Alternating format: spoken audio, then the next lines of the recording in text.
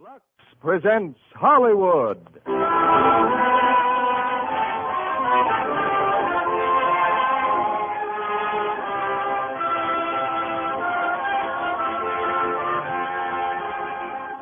The Luxe Radio Theater brings you Gene Tierney and Vincent Price in Dragonwyck. Ladies and gentlemen, your producer, Mr. William Keighley.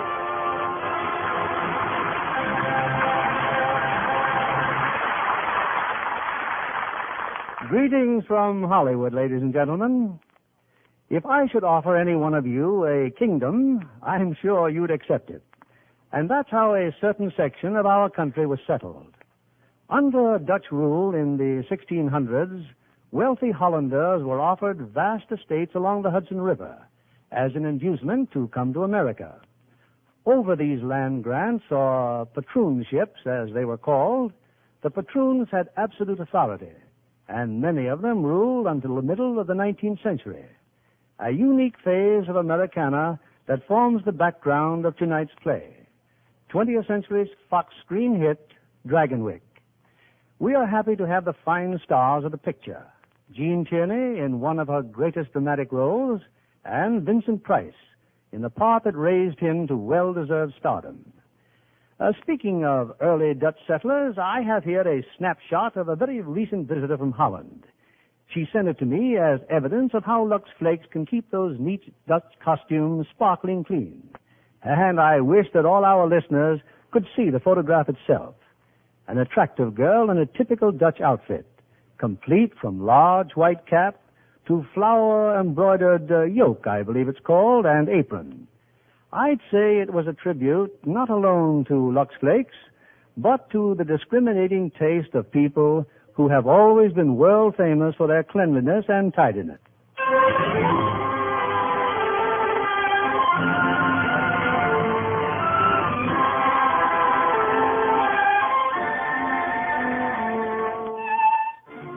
New York City, 1844. In a suite at the ultra-fashionable Astor House, Elfman Wells and his daughter await the arrival of a man they've never met. Oh, I've never had such a dinner in my life, Pa. Imagine Mr. Van Ryn ordering all that food just for us. Wasteful extravagance is what it is. And how did he know what I wanted to eat? But there was everything you could possibly want. Everything is what no man should ever want, Miranda. Yes, Pa. We'll drink our coffee later.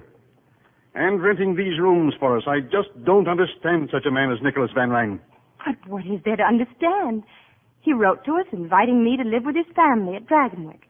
After all, we are related. So distantly as to matter not at all. We've never even met him. Then why do you feel so suspicious, Pa? Because the wealthy affect an elegance that is against the word of God. Because he is a patroon. I'm a Yankee farmer, and we're as good and maybe better than any Dutchman on the Hudson River. Oh, of course, Pa. But there's no harm in my being a companion to his little daughter if he and his wife so wish it. I gave you my consent, however foolishly, and you're going to Dragonwyck. I want you to read with me, Miranda. Hand me my Bible. Yes, Pa. I will sing with mercy and judgment unto thee, O Lord, will I sing. I will walk within my house with a perfect heart. I will set no wicked things before mine eyes. I will not know a wicked person. I had no wish to interrupt.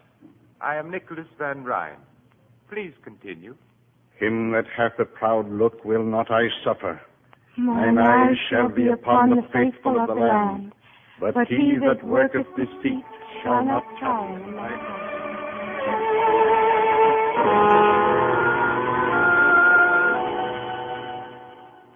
Well, Cousin Miranda, more coffee? No, thank you. You, sir? No, thanks. Mr. Van Ryn? Sir?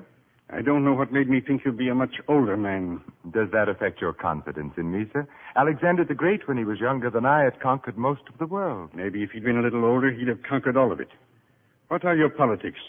For Van Buren, I suppose. Van Buren is an old friend of mine. Naturally, if he's nominated, my farmers will vote for him. Your farmers? Yes, the tenant farmers on my land. Tenant farmers? You mean they don't own their own land? The land has belonged to the Van Ryns since 1630. I permit the farmers to work it, In return, they pay me tribute and a share of their produce. But they can buy the land if they want it. No, they cannot. Why? Because it belongs to me. I'd rather own 1/2 acre of barren rock than work the richest land in the world for someone else. I dare say we don't understand each other's viewpoint. I dare say. Cousin Nicholas, that music. Is that what they call the waltz? It sounds very much like one. Do you dance the waltz? Yes, Cousin Miranda, but never in public places. Oh, It's time for bed, Miranda. Don't forget your prayers. I won't, Pa. Good night. Good night, Cousin Nicholas. I'll be here in the morning at 8 o'clock. The steamboat sails at 9. At this time tomorrow, you'll be in Dragonwyck. Yes, Mr. Van Ryn. Oh, Yes. Cousin Miranda, on occasion we dance the waltz at Dragonwyck. Good night.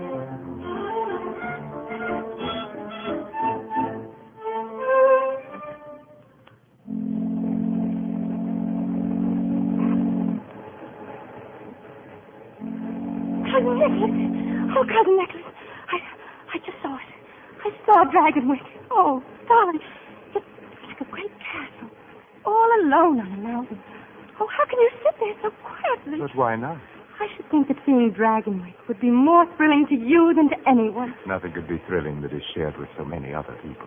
Oh, tell me about Dragonwyck. How many rooms are there? I've never counted them. And lots of servants. I've never counted them either. Oh, your bonnet. Do you mind if I keep it off just a moment?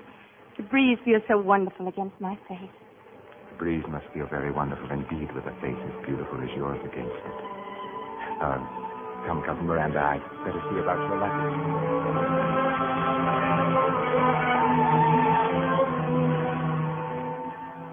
And this, Johanna, this is Cousin Miranda. Cousin Miranda, my wife. Oh, welcome to Dragonwyck, child.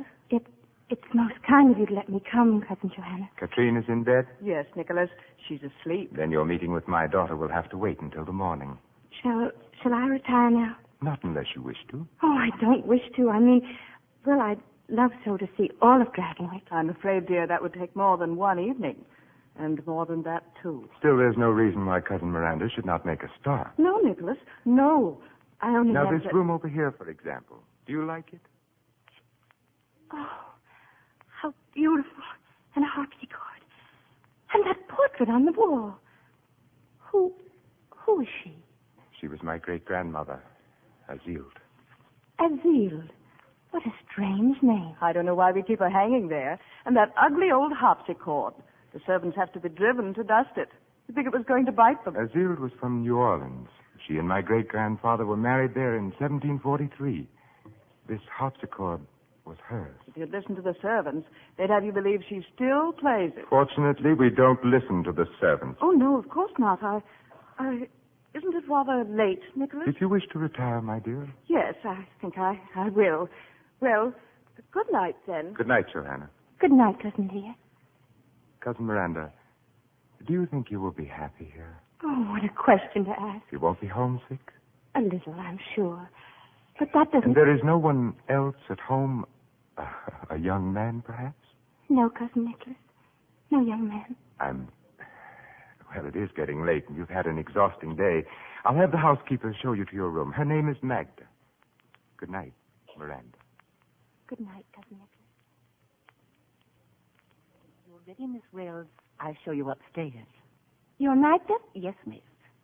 This room is lovely, isn't it? It's called the Red Room. Was she very young, Magda? Who, miss? The lady in the portrait. About your age. Mistress of Dragonwyck. How proud she must have been. He never loved her. He only wanted their son. He broke her heart and drove her to... What were you going to say? Only what's been told for all these years. That she prayed for disaster to come to the Van Ryns and swore that when it came, she'd always be here to sing and play. She killed herself in this room, miss. Oh, that's just kitchen gossip. I'm sure it is. Oh, you mustn't take me seriously. No one ever does. Shall we go up now? Thank you. Of course, I've never heard Azild play. You won't hear her either, because you have no Van Ryn blood. But he'll hear her, the master, and so will the child, Katrine. This is your room, miss. I've lit candles. Thank you. Miss Wells, why have you come to Dragonwyck? Do you think Katrine is in need of a companion? Why, that would be for her mother and father to decide. Don't you think Katrine is in need of a mother and father? That was a silly question, wasn't it? Do you like it here? Of course I do. Of course you do. But one day you'll wish with all your heart and soul that you never came to Dragonwyck. Good night, Miss Wells.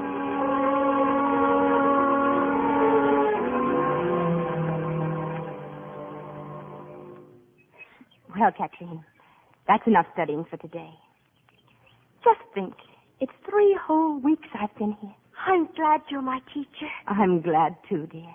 Papa's kind of like a teacher to you, isn't he? He's been very kind and helpful. Yes. What's he like? Your father? Does he like me? Katrine, your father and mother both love you very much. I don't love them, I only... Look, a carriage. That must be the de Greniers. And the Count's such a funny-looking little man. A Count? Here? Oh, yes. By tomorrow, the house will be packed with people. Papa always has a 4th of July ball for the river families after the farmers have their kermesse. Oh, everyone will want to dance with you, Miranda. Oh, golly, I hope so, Katrine. But what did you say the farmers did? Kermesse? What's that? It's like a carnival. And then in the afternoon, Papa sits in a chair under a tree, and the farmers bring in their tribute. I see. Miranda, we could go to the kermesse if we hide. But why must we hide? Papa doesn't want me to be seen with those people. Then we'll not go, of course. Oh, but it's so much fun, even just watching. They dance, they have games. We'll see, Katrine. Maybe if we just watch, well...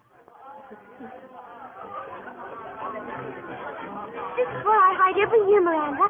Sometimes after Papa leaves, I stand at the carousel. We shouldn't have come. It's wrong to disobey. Hello, Katrine. Hello, Dr. Turner. Oh, I didn't know you were with someone. This is Miranda Wells. How do you do, Miss Wells? How do you do? Papa sent her all the way to Connecticut to be my companion. Oh, whereabouts in Connecticut? Near Greenwich. But that's all farm country. Haven't you ever met anyone off a farm, Doctor? Not at Dragonwyck, no. Well, this seems an odd sort of place to watch the kermesse. We're not supposed to be here. We're hiding from Papa. Oh, I see. But don't worry, I'll keep your secret. Oh, may I have the honor again, Miss Wells? Why, yes, if you like. You're sure it won't be too unpleasant? That's a very strange thing to say. I'm afraid it isn't. The patroon and I don't get along very well. In fact, the first thing I've ever known us to agree on is bringing you here. I think that was a fine idea. Why doesn't he like your father, Kathleen? Because Papa doesn't like him either. Why not? Papa never says why not. But I think it's because...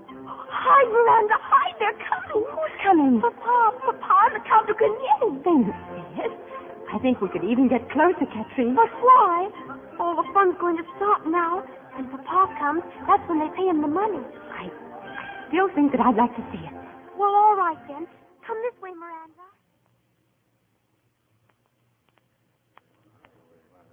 I hope you won't find this too boring, de Grenier. Shall I sit here next to you? Please do.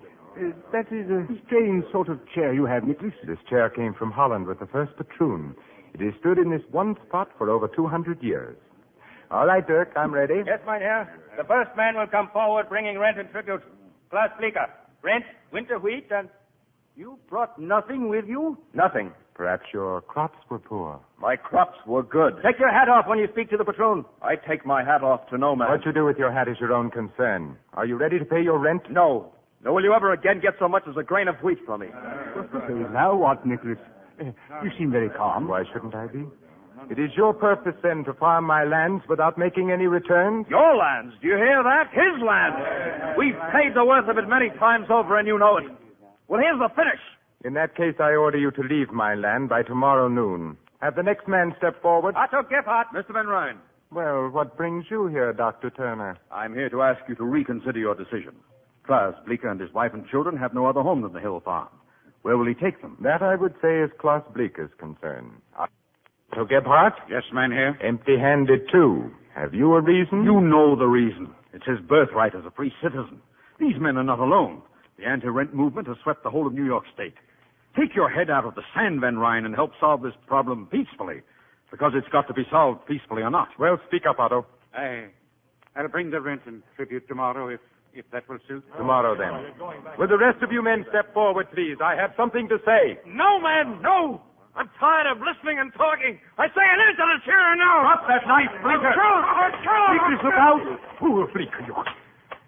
Well, Dr. Turner, I suppose I must regard what you just did as an effort to save my life. Klaus lost his head. None of us means violence. Dirk, you will have Klaus Blinker placed under arrest.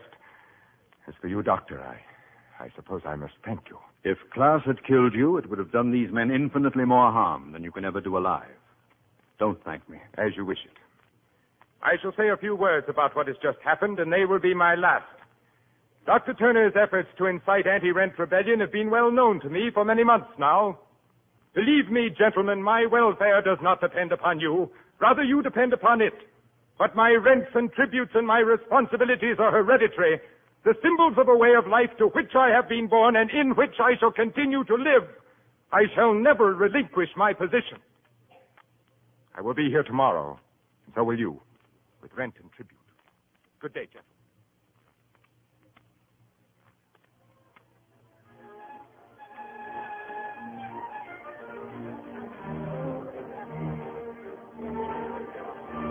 All alone, Miranda? Yes, Nicholas. Are you enjoying the ball? I suppose everyone has commented on your gown and how beautiful you look. Not everyone. Do you like it, Nicholas? Very much. Do you think I'm beautiful? Yes, I do. Thank you. I'm very grateful. You haven't answered my question. Are you enjoying yourself? It's very interesting to watch. That's no answer. Well, then, no. Why not? You know that answer as well as I. Because I'm off a farm, and because I don't speak French, and because I don't belong here. That's nonsense. I'm as good as any of them. Better than most. But it's the wrong river. I'm not from the top of the Hudson, Nicholas. I'm from the Connecticut river bottom. They let me know that, those fine ladies I've tried to speak with. Oh, I've made such a fool of myself. Dance with me, Miranda. I can't go back in. They know what I am. By now everyone knows, and they'll laugh at me. I doubt that very much. But you don't know what... I know that you'll be with me, and that if anyone laughs, we'll laugh. Dance with me. Yes, Nicholas.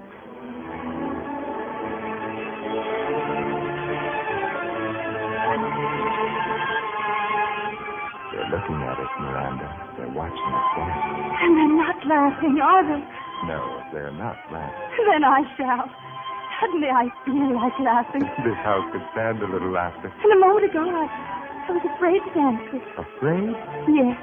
You must never be afraid of anything with me, Miranda. I never will be, Nicholas. Never.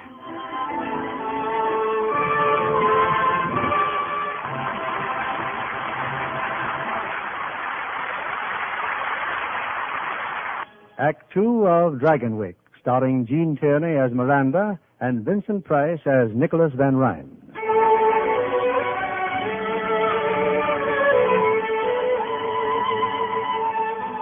In the weeks that have passed, the wealth and abundance of Dragonwyck have been to Miranda Wells like a beautiful dream. But now a pall has fallen over Dragonwyck, for Nicholas's wife, Johanna, is ill.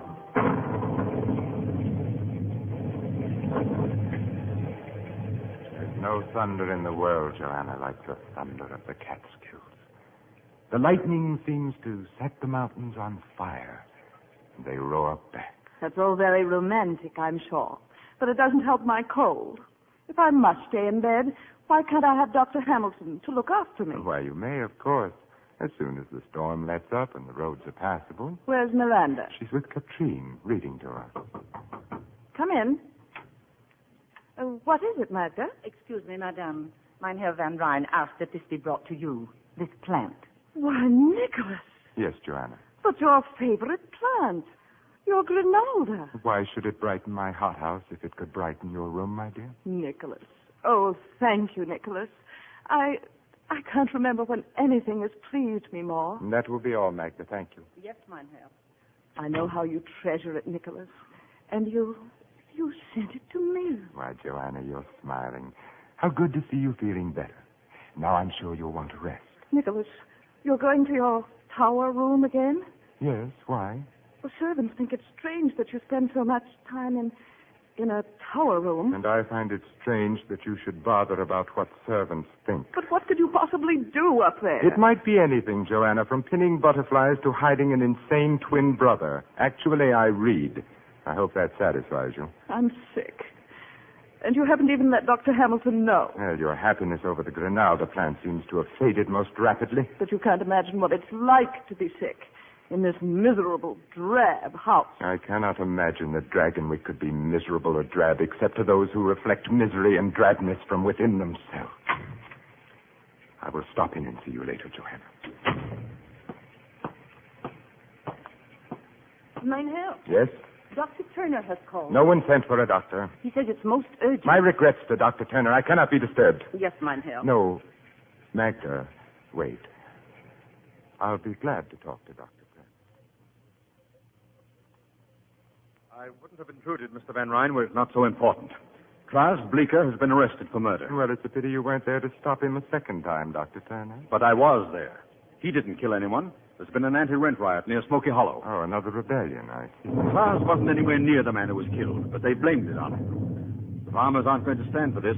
They've threatened to storm the jail. And just what do you want me to do? Help my enemy to defeat me? I want only your assurance that Bleeker will get a fair trial. Dr. Turner, whether Bleeker lives or dies is of no more concern to me than my life was to him or you. Good evening. Oh, Miranda. Come in, my dear. You see, in spite of the storm, we have a visitor. Dr. Turner. Good evening. Won't you stay for dinner, Doctor? Miranda, have Tompkins set another place. Please, I'd rather not. Perhaps I've been a little hasty, Doctor. I may be able to help you after all. You've changed your mind? Is John Van Buren to prosecute? Yes. We're close friends. I assure you that Klaus Bleeker will have every consideration. Now you might do something for me. Well, if it's all within reason, I don't think you'll find me extravagant. My wife is ill. A severe cold. Will you help her if you can? Forgive me. Of course I will. And you will stay for dinner? Thank you, Miss Wells. I'll be very happy to.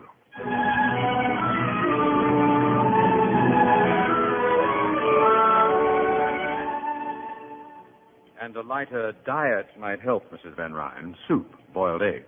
Less pastry and sweets. That's nonsense. Dr. Hamilton always told me to stop a cold. I'll eat all I please. You'd get well faster without it, but you'll get well anyway. Oh, what a beautiful plant. Yes, it's a Granada, Doctor. Quite rare in this country. You're sure my wife will be all right? Just a head cold. Oh, you don't know how relieved I am. Now, if you and Miranda will wait dinner for me, I'll visit a little longer with Mrs. Van Ryn. Yes, of course. Good night, Mrs. Van Ryn. You told him you wanted to visit with me. Of course I do, my dear. Oh, Nicholas, you confuse me so. Sometimes when you bring me flowers and smile at me, I think... What? That you like me, and sometimes... Yes? I feel that you hate me and would like me to die. Nicholas, could we go away together when I'm well again? Certainly, Joanna. As soon as you're well again. Oh, I feel well enough already. Well, in that case, I'm sure Dr. Turner would approve of your finishing your dinner. Shall I bring your cake? Looks very tempting. A rum cake. Oh, yes. Please. Here, my dear. Enjoy.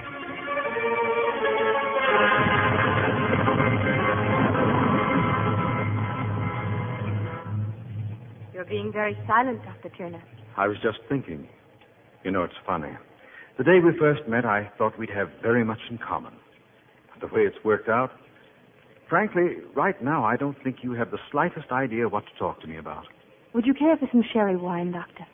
No, thank you. I believe I'll... Forgive me for taking so long. We fell to reminiscing, Joanna and I. We should dine at once. This way, Doctor. The storm is still raging. Don't think of going back to the village, Doctor. You'll stay overnight. Oh, no, really, We'll I have to... consider all objections overruled. Of course you'll stay.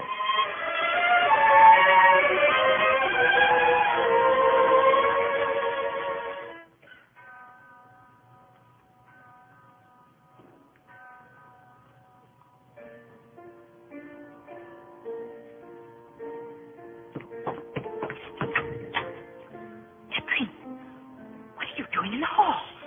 Don't make any noise, Miranda. Why aren't you asleep? He woke me up. The music. It's so beautiful. Music? There's no music. It's a lady. She's playing the harpsichord. Catherine, like a lullaby. But it must be comical because she laughs. There she's laughing now. Don't you hear it? It's getting louder and louder. I don't like it now. Anna, make it stop. I'm afraid make it stop. No, this is Catherine, dear. If there were anything, I'd hear it too. It's stopped now. Of course it has. It never started, really. Something you dreamed, Catherine. Come, darling. Come. I'll stay with you. Oh, Miranda.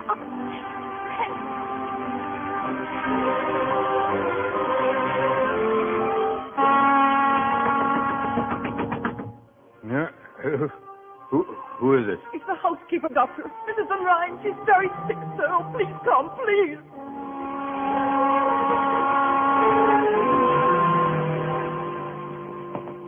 Oh, hurry, Doctor, hurry. What happened, Magda? About 10 minutes ago, she woke up in terrible pain. Oh, she's in such agony. Magda, what's the matter? It's Mrs. Van Ryn, miss. Oh, she was moaning so. Did she take any medicine but what I gave her? No, sir. You'd better send for Mr. Van Ryn. I already have. Here's her room, Doctor. My poor mistress. My poor mistress.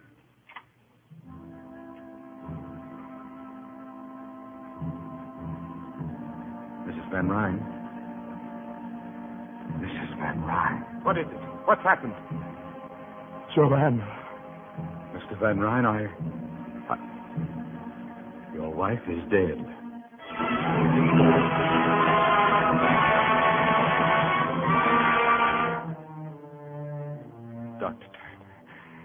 Dr. Turner, what could have... I can't understand it.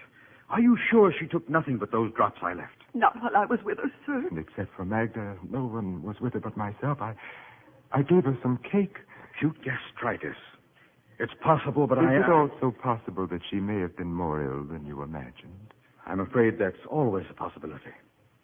See that the pastor is notified at once. Yes, mine have. I'm sure he didn't mean that you were to blame.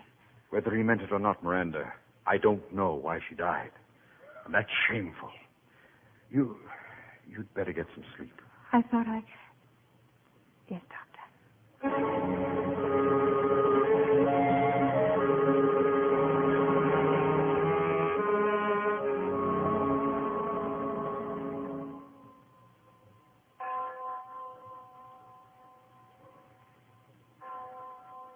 Nicholas, please, you must get some rest.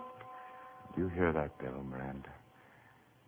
I remember how it rang when Joanna and I were married. She said it was a heavenly bell that would ring for us until death. But we were never happy, Miranda. Never. Nicholas, you must... Oh, our life together was tolerable enough until Katrine was born. And then we knew that Joanna could have no more children. That there would be no more Van Ryns after me. That I would be the last. I wish I knew something that I could say that would help you. I want to so much. Nicholas, you must have faith. Yes, I intend to. I must not feel that my life is finished, and I won't. As long as you are with me. The bell has stopped now. It must be nearly dawn. Miranda, you have known as well as I that we were inevitable. Out of all this world, why should you have come to me and no one else? You knew it the instant our eyes first met. And you know it now. You have no right to say that. To talk like this, please. Then tell me that I'm wrong. And forgive me if you can. No, I had no right to speak as I did, and you have every reason to be angry. But I had to say it. There was no way for me not to. And no one but you to hear it. Good night, Miranda. Good night, Nicholas.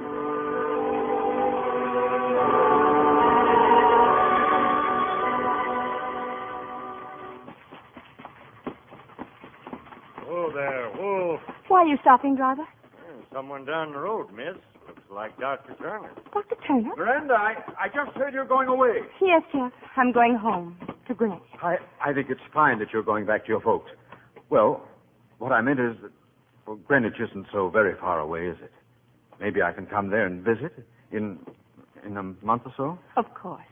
Whenever you're passing through, Jeff. Would next week? No, I guess that would be too soon. Well, I hadn't... Oh, I know there's so much you don't know about me, Miranda, but I've always hoped that in time I could show you how I really felt, and maybe... Miranda, you know what I'm trying to say, don't you? Yes, Jeff, I think I do. I'd like to think that in time Jeff. Is it that hopeless? I'm sorry. Have a good trip. Thank you. Bye, Miranda. Goodbye, Jeff.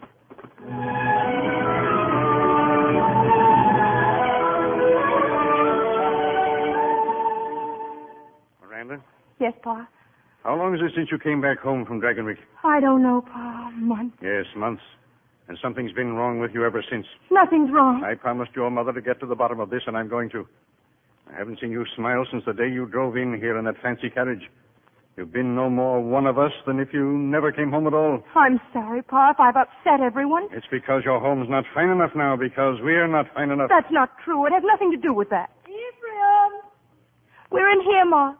Oh, Ephraim, a message. It just came from the village. Who's it from? Well, I don't know. I didn't open it. See if you can talk some sense into her, Ma. I just can't. Oh, Miranda, dear, it's just that Paul loves you. We all love you, and it hurts us so to see I'll you. be concerned if this don't beat all. Well, what is it? Nicholas Van Ryn is in Greenwich. He's coming here this afternoon. Here. On a matter of the greatest importance, he says. Oh, at last. At last. Huh? What in Tunket could he want? I don't know. I'm only hoping. Hoping.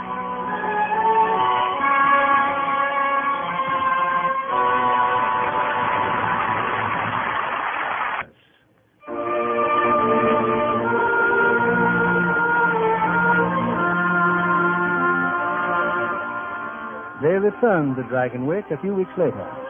Nicholas Van Ryn and the gay and beautiful Miranda Wells, this time as man and wife.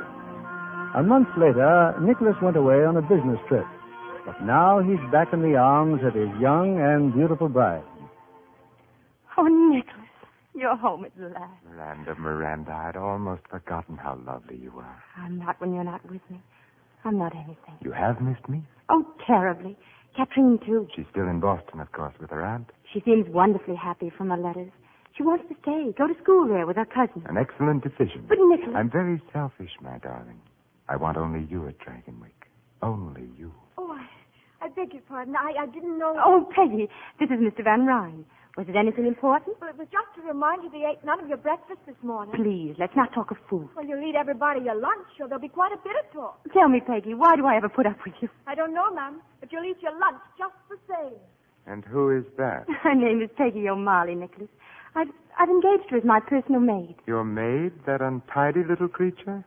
She's not untidy, Nicholas. And her lame leg's no fault of hers. She's had a miserable life. Well, that's the strangest recommendation I've ever heard. She's bright and willing and good to me. And, Nicholas, I want her as my maid. I shall have Tompkins give her some extra money and a good character. It's so little to ask. Please, Nicholas. Deformed bodies depress me, Miranda. How dare you say that? How dare I? You speak as if her crippled leg were a weakness on her part rather than God's will. We'll agree, then, it is God's will. Now tell me the plans for the Kermesse ball. Oh, I saw Madame Duclos in New York. She'll have your gown ready in plenty of time. I shan't need a new gown, Nicholas. Why not? Because we can't have a ball without people. Everyone is declining our invitation. It's because of me, Nicholas. Because you married me. Miranda, you are Mrs. Nicholas Van Ryn. You will be with me wherever I am, always. Yes, Tompkins? Luncheon is ready on the veranda, sir. Thank you. Nicholas. Yes? Sometimes I think that your friends, that we... That we what? I think about the night Joanna died. It was so soon after. Perhaps we should have waited to decide. In the hope that our gossip-mongering neighbors would be more approving? I don't care what they think, Nicholas. It's just that we know, and so does God. Miranda, I've never heard you speak so childishly before. Do you believe there's a God snooping on human behavior, punishing all violations of the pastor's latest sermon? I believe that God has put a sense of right and wrong within all of us, Nicholas. And that when we do wrong, no matter if no one else knows, we do. Yes, my dear. Now, sit down. Luncheon looks delicious. Nicholas, you do believe in God. I believe in myself, and I am answerable to myself. I will not live according to printed mottos like the directions on a medicine bottle. Would you like me to say grace? That won't be necessary. Then I shall mix the salad dressing. I can't stay here. I can't. Miranda!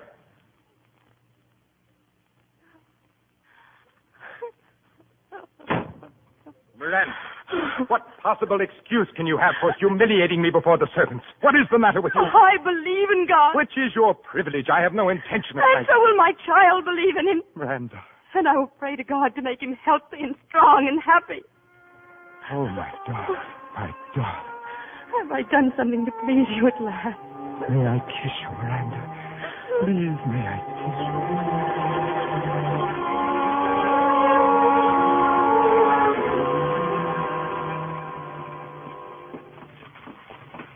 I was sorry to interrupt your meeting with the farmers, Dr. Turner, but... Well, we hardly expected you, Mr. Van Ryn. As you gathered, we were celebrating the new state constitution. Farmers may now buy the lands they've been working. I came on a still more important mission. You have not seen Mrs. Van Ryn of late, have you? No, I've not seen Mrs. Van Ryn for months. She is about to have a child. I need your help. Dr. Williams is there, but Williams is a fine He's doctor. a fool. I beg of you to help her. She's in danger? I don't know that she... Doctor, nothing must happen to my son. I'll do what I can.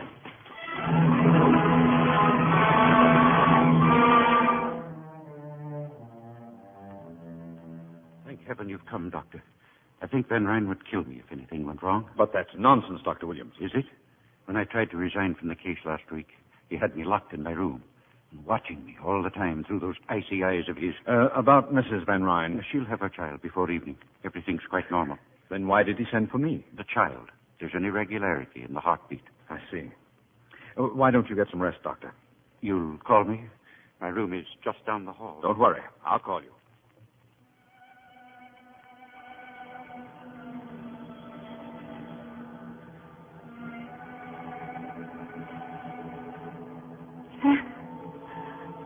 Is that you? Yes, Miranda. I don't know whether to believe this or not. You'll take care of me now. Yes, Miranda. I'll be all right. I'm not afraid anymore. You'll help me. I'll help you. I'll always help you, Miranda. It's all right, Miranda. Everything will be all right.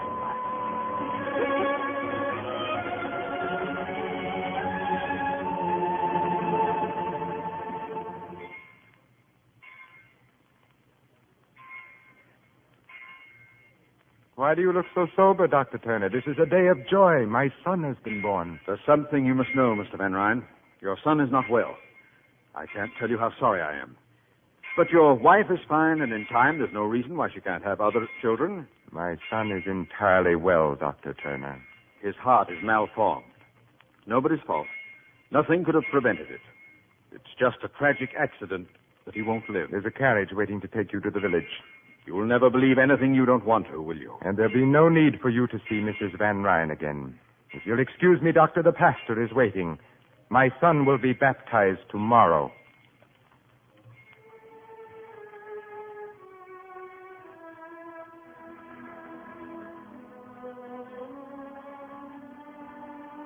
And in the name of the Father, and of the Son, and of the Holy Ghost, I do baptize thee, Adrian Peter Van Ryn.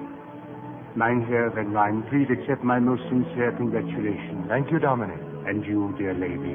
Thank you. You understand, of course, that this house ceremony was only at the insistence of Mrs. Van Ryn. In a month or two, my son will be properly baptized in the Dragonwyck Church. Yes, of course. No, Nicholas. We can thank God that he was baptized in time.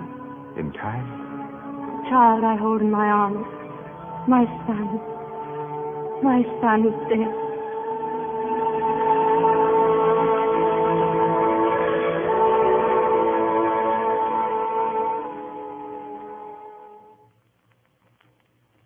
Is that you, Peggy? Yes, Mum. Should I light some candles? No, I like the dark. Well, you'll ruin your eyes. How long has he been up there this time, in the tower room? A week, maybe more. Oh, ever since the baby. I'm sure it isn't very pleasant for him, Peggy. Oh, and what is it for you? Shut up there for days on end without a word or a sound. Peggy. Yes, ma'am. I'm going up to him. Oh, not alone. Don't be silly. Oh, I'll not let you go up there alone. No, don't, please. I'm afraid.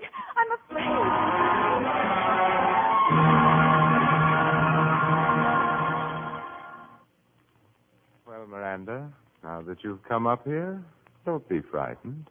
I'm not frightened, Nicholas. Yes, you do have courage. It must have taken a great deal to make a pilgrimage to the mysterious tower room. I assume your twisted little servant is offering up suitable prayers for your safe return? I see no reason why they should be necessary. Why? Because of what you see? Just a room, no velvet drapes or heathen idols or burning incense? Nicholas, what do you do in this room? What do I do? I live. But how could you understand? Oh, don't be offended. By ordinary standards, you're quite intelligent. But I will not live by ordinary standards. I will not look to the ground and move on the ground with the pack. Not so long as there are those mountain tops out there and clouds and limitless space. You still don't understand, do you? I want to try if you'll help me. Then steel yourself. Prepare to have your God-fearing, farm-bred, prayer-fastened morality shaken to its core. You see, I have become what is vulgarly known as a drug addict. Why? What? No tearful reproaches? No attempts to regenerate me? Why do you find it necessary? Because I have set free something within me. Something that ever since I can remember has been like a rock in my heart, in my brain, pushing at me, choking me. I know you better than you think, and you're just running away. Is it as simple as all that? Yes, Nicholas, as simple as that. When you've come up against something unpleasant that you couldn't change, like the rent law. Or the death of my son. Oh, son. Get out of here. I want to help you. I don't need to be helped. Help me, then. Please don't shut me up like this. Let me be unhappy with you and happy again. Let me be part of you. Let me love you and love me, too. That's how she would talk. Joanna. And Joanna is dead.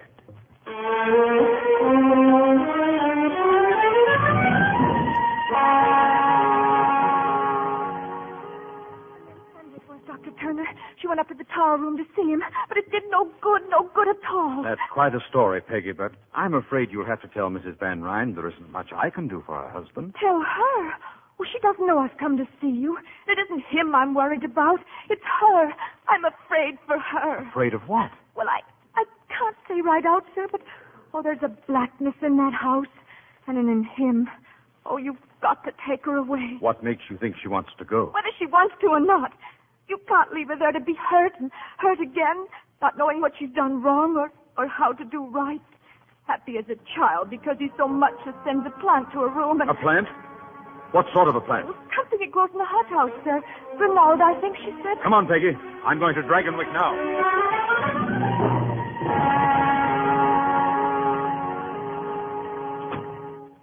Why have you come to my room, Nicholas? What do you want? Inasmuch as this is my house, must I explain my presence in it? Of course not. Forgive me. I'm just so tired. Yet I cannot remember you more beautiful than you are now. Your strength, your grace, your unexpected look of quality. It would be a pity if you were not to have another child. That's a matter of the Lord's will. Oh, yes, the Lord. The Lord who giveth life and also takes it away. Why did he take away my son's life? I have no way of knowing that, Nicholas. Why do you suppose you are here, Miranda? By the Lord's will or by mine? What you are is the reflection of what I wanted you to be. Now, you do look frightened. What are you thinking? I'm thinking of Johanna. Why? I don't know. Nicholas, what is it? Do you hear something? What? Nothing. It's nothing. It's just the wind through the trees. There is no wind tonight. There is a creaking board somewhere. It's not important. It's stopped now. But I didn't hear anything. Neither did I. But you did, and you still do. It's from the Red Room. The harpsichord. Azil. Stop it, Miranda. And Catherine did hear it that night when Johanna died. And you must have heard it, too. And you must have been listening the night our little son. I never believed it, really, but now I do. Nicholas, where are you going? Nicholas! Nicholas!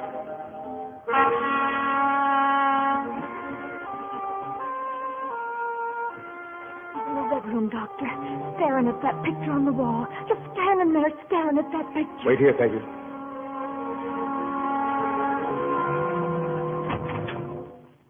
Good evening, Mr. Van Ryn. What? Oh, Dr. Turner. Summoned in the best heroic tradition by the faithful little cripple.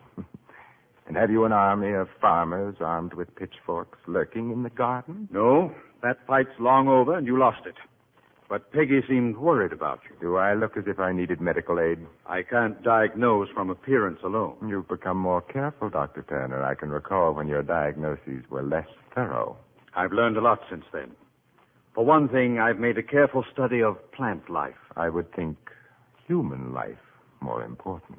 Jeff, what are you doing here? About to discuss plant life with your husband. I assume you've thanked him prettily for the lovely plant in your room? I don't understand. He understands. Your late wife's bedroom, Mr. Van Ryn, the night she died. I was never able to forget that plant. At first, I thought only that it was very beautiful.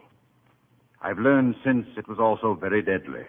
Nicholas, what does he mean? The plant contains a glucoside, similar in action to digitalis, but much more toxic.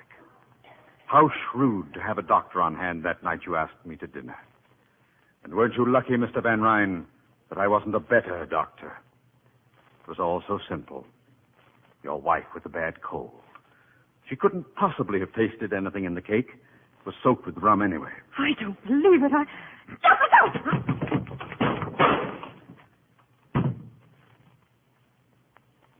Pick up his pistol, Miranda. I suggest that you stay here, Mr. Van Ryn. Don't try to leave Dragonwyck. If you do, even your friend the prosecutor will be quite helpless to aid you. Nicholas. Let me alone and get out. All of you. Get out.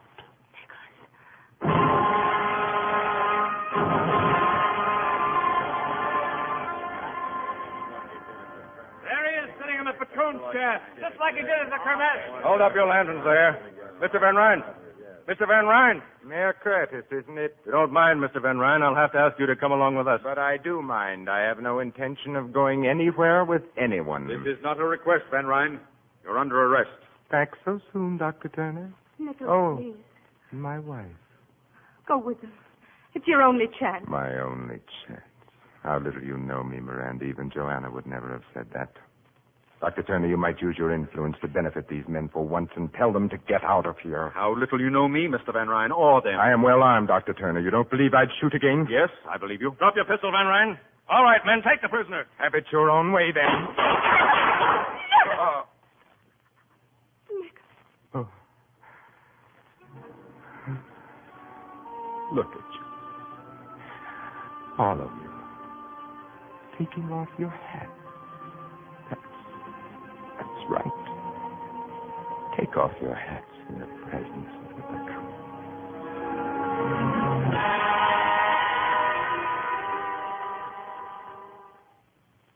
And now you're going home, Miranda, leaving Dragonwyck. You could ride to the boat landing with me, Jeff. I'd like nothing better, except that I'd have to ride back here alone. Is that all you're taking with you? It's all I brought with me from home, except a black dress. The way you just said home, as if you never had any other. Have I? Ever? You know, Ma once said she never should have let me come to Dragonwyck. That she was afraid. You couldn't marry a dream, she said. Do you dream, Jeff? Sometimes I dream. Some dreams are very real. So real that they get confused with reality, and then when you wake up and look around, you find yourself saying, what am I doing here? What has this to do with what I want? And I guess you make up your mind you've had a nightmare. You go crawling to your ma and pa. So it's back to Greenwich now, Miranda, with never another thought of anything here. Greenwich isn't so far away, Jeff. Perhaps sometime you'll be passing through.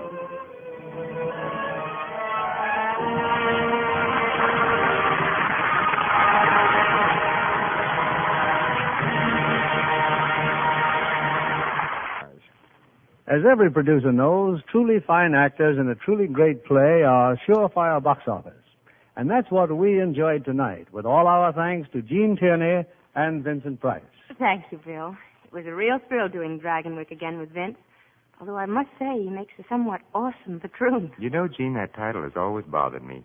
I keep mixing it up with platoons, paltroons, doubloons, pontoons. And Looney Tunes. Thank you.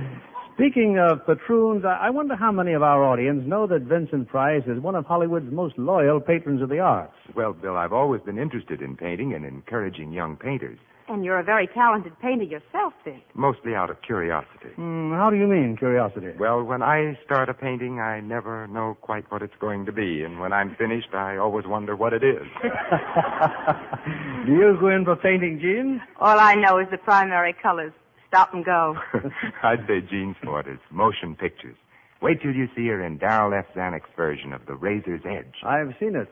And Jean's performance does more than justice to Somerset Maugham's great story. Thank you, Bill. I understand you have a special treat for your audience next Monday night. Yes, something hundreds of our listeners have requested. A great play with two of Screendom's most exciting stars. It's the Warner Brothers hit, To Have and Have Not, starring Humphrey Bogart and Lauren Bacall. Well, Bill, I see your audience approves. Together for the first time on the air, Humphrey and Lauren play their original screen roles in this thrilling drama based on Ernest Hemingway's best-selling novel, a story of intrigue, passion, and suspense. An event I wouldn't miss, Bill. We'll be listening. Good night. Good night, and come back again soon.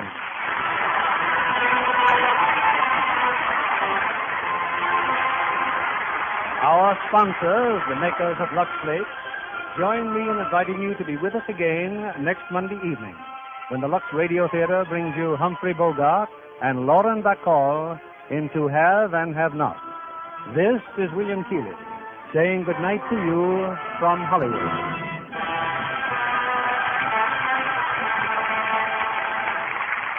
You can't always find your favorite soap on your dealer's shelf.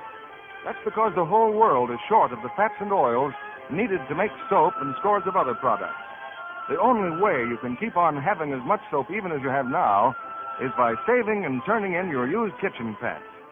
Scores of other industries need fats, too. If they have no used fats to draw on, they will have to use some of the finer oils reserved for soap making. That means less soap for you. So save every drop of used fat. Turn in the full can promptly. Your dealer will give you 4 cents for every pound. Vincent Price appeared through the courtesy of 20th Century Fox, producers of the Technicolor feature Margie.